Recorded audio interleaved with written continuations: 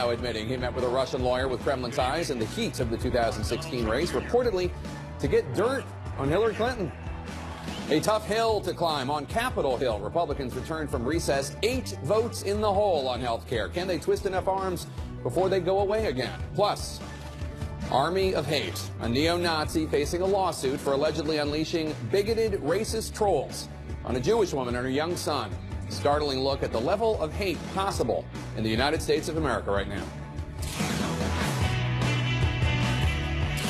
Good afternoon, everyone. Welcome to The Lead. I'm Jake Tapper. We begin with breaking news in the politics lead today. An admission from the oldest son of the President of the United States, who runs the Trump Organization, Donald Trump Jr., in no uncertain words acknowledging that last year he took a meeting with a Russian lawyer with connections to the Kremlin after being told she might have information helpful to the campaign about his father's opponent, Hillary Clinton. Today, Donald Trump Jr. tweeting sarcastically, "Obviously, I'm the first person on a campaign to ever take a meeting to hear about info about an opponent."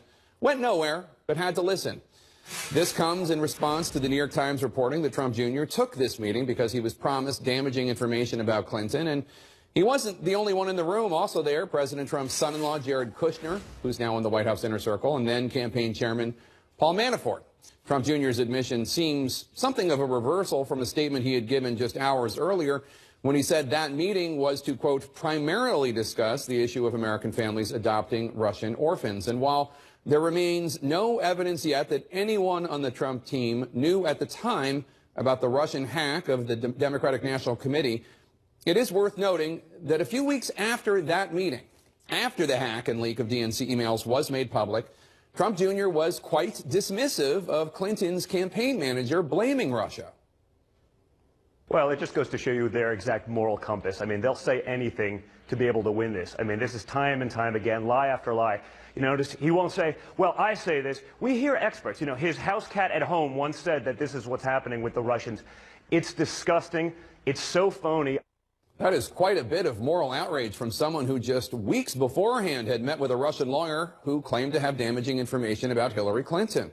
Now, for months, the Trump team insisted, falsely, that there were no contacts. Here's Vice President Pence in January. Of course not. Why would there be any contacts between the campaign?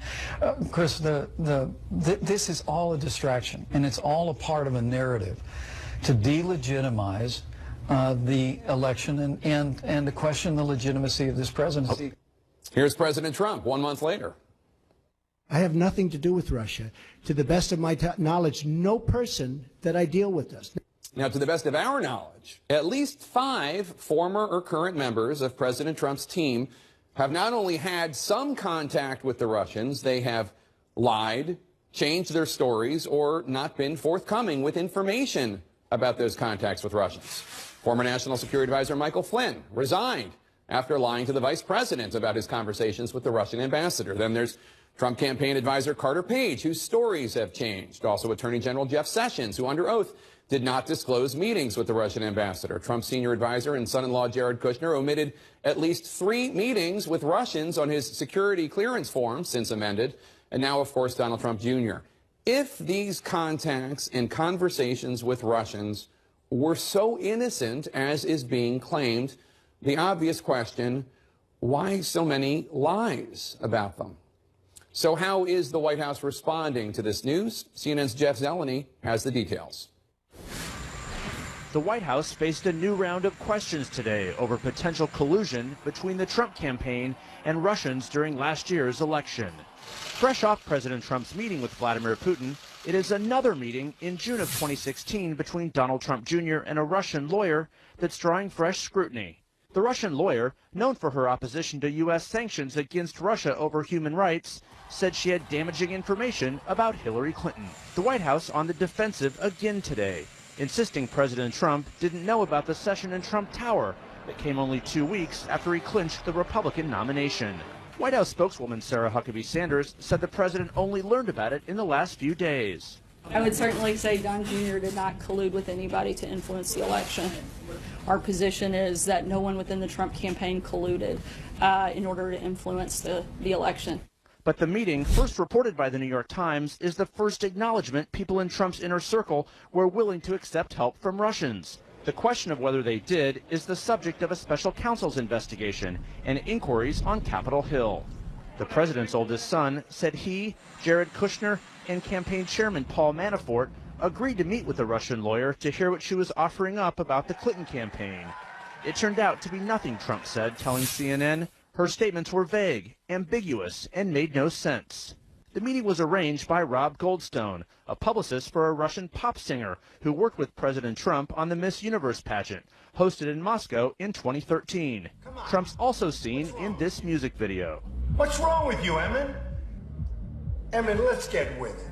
On CNN's New Day, a senior advisor to the president, Kellyanne Conway, downplayed the meeting. I don't think anybody had to look very far to find damaging information on Hillary Clinton or negative information.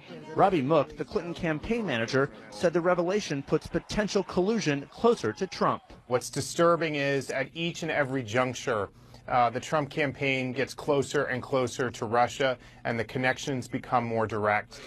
All this as the White House deals with the fallout from the Trump-Putin meeting Friday at the G20 summit. On Sunday morning, the president wrote, Putin and I discussed forming an impenetrable cybersecurity unit so that election hacking and many other negative things will be guarded. That statement sparked an unusually swift rebuke, and that's just from Republicans, who blasted the president for being naive.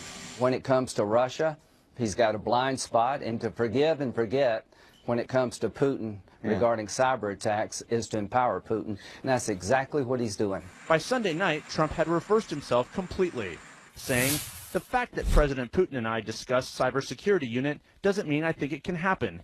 It can't.